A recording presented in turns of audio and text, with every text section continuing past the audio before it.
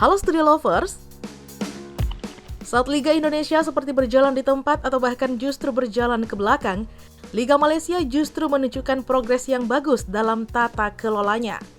Padahal perbaikan Liga Malaysia oleh FAM atau Federasi Sepak Bola Malaysia baru dimulai pada tahun 2015 silam dengan membentuk Football Malaysia Limited Liability Partnership atau FMLLP atau semacam PT LIB sebagai operator liga.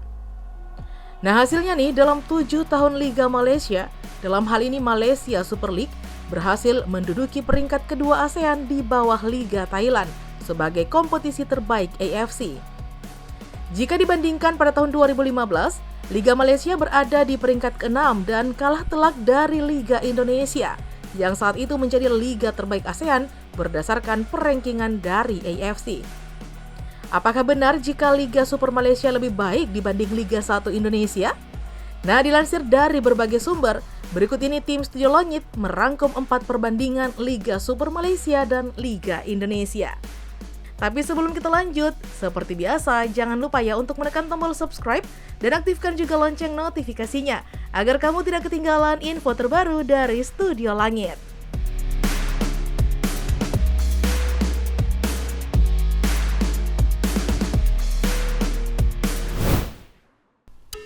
Pertama, liga dikelola oleh pihak profesional. FAM sadar betul bahwa liga mereka tidak akan berkembang jika tidak dikelola oleh pihak swasta yang profesional. Keputusan menyerahkan liga ke FMLLP ternyata berbuah manis. Dengan jargon Transforming Malaysian Football, Liga Malaysia saat ini memiliki standar yang tinggi dan rencana yang jelas setidaknya dalam 50 tahun ke depan. Menurut CEO FMLLP, DDH Markets FAM mengerjakan blueprint 50 tahun kami yang akan kami luncurkan pada bulan April tahun ini.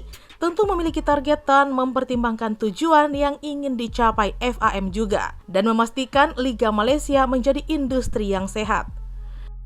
Nah sementara nih di Indonesia, meskipun Liga juga sudah dikelola oleh swasta, namun tidak ada kemajuan yang signifikan dari tata kelola dan mutu liganya itu sendiri. Tiap tahun, jadwal liga selalu tidak pasti. Standar kualitas liga rendah dan beragam problem pelik yang tidak kunjung diselesaikan. Kedua, memiliki kompetisi yang berjenjang. Per tahun 2023, Liga Malaysia total memiliki 6 kompetisi resmi Studio Lovers, yakni Malaysia Super League, Malaysia Premier League, Liga M3, FA Cup, Malaysia Cup, dan Challenge Cup.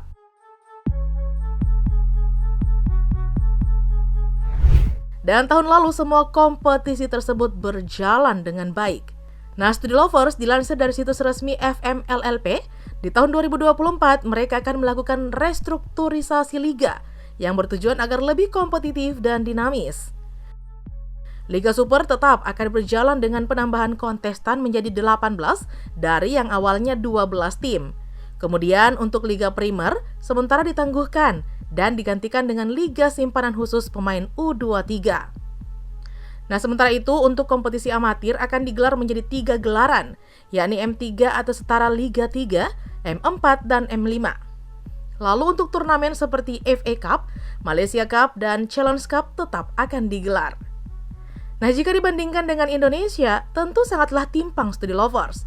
Praktis di tahun 2023-2024, PT LIB dan PSSI hanya menggulirkan Liga 1 hingga saat ini. Sementara Piala Indonesia batal digelar, serta Liga 2 dan Liga 3 diberhentikan beberapa waktu silam.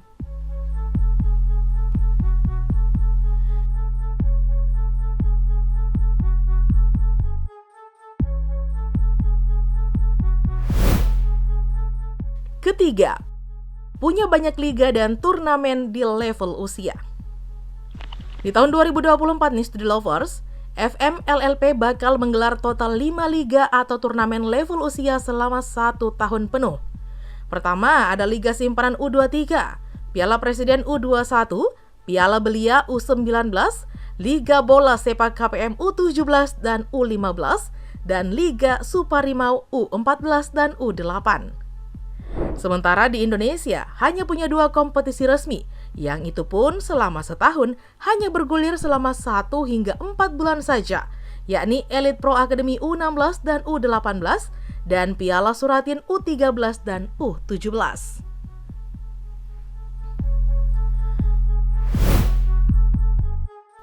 Keempat, punya akuntabilitas keuangan yang baik. Dilansir dari The Malaysian Reserve, kurangnya akuntabilitas telah menghalangi sepak bola Malaysia selama beberapa generasi.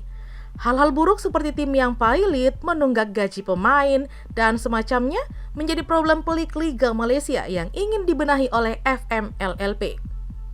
FMLLP memulai langkah pertama dengan membuat distribusi pendapatan yang proporsional bagi klub-klub yang berkompetisi dari Liga Super hingga Liga 3 yang bersumber dari hak siar dan sponsor.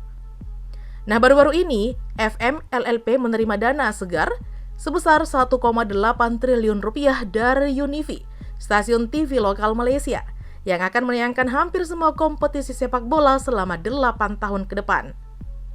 Sehingga tidak heran sejak musim lalu mereka sangat jor-joran membantu para klub yang juga merupakan pemilik saham di FMLLP. Total mereka mengeluarkan dana sekitar 3 juta ringgit atau setara dengan 10,6 miliar rupiah pada klub-klub Liga Super dan 1 juta ringgit atau 3,5 miliar rupiah bagi tiap klub Liga Primer atau Liga 2-nya mereka. Dengan keuangan yang sehat, kompetisi bisa berjalan lancar dan klub-klub pun bisa menggaji para pemain.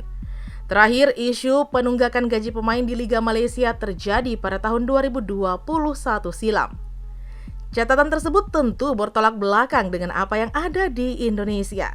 Berdasarkan keterangan Hasani Abdul Ghani di Bola Sport, hak siar Liga 1 bernilai 178 miliar per musim, di mana hal itu kalah jauh dari Liga Malaysia yang mencapai 220 miliar rupiah.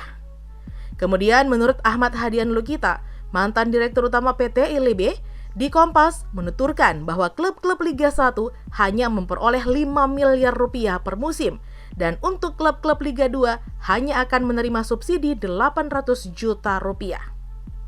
Nah, hal ini berimbas pada seringnya klub-klub Liga 3 dan Liga 2 atau bahkan Liga 1 yang menunggak gaji para pemain. Bahkan kabarnya nih Studio Lovers, tidak bergulirnya Liga 2 dan 3 musim 2022-2023 akibat banyaknya klub yang mengalami masalah finansial. Nah, meskipun saat ini Liga Super Malaysia terbilang kurang kompetitif karena selama 9 musim gelar juara selalu diraih oleh Johor Darul Takzim, tapi setidaknya mereka punya kemauan dan tekad yang besar untuk memperbaiki tata kelola liga. Jika Liga Indonesia tidak kunjung berbenah secara menyeluruh, bukan tidak mungkin Studio Lovers, kita akan tertinggal jauh dari Malaysia. Ayo sepak bola Indonesia, kami percaya kalian bisa berbuat lebih baik lagi. Oke deh Studio Lovers, sekian dulu informasi kita kali ini. Jangan lupa untuk selalu mendukung kami dengan cara menekan tombol subscribe, like, komen, dan share video ini. Sampai jumpa lagi di video berikutnya. Bye-bye.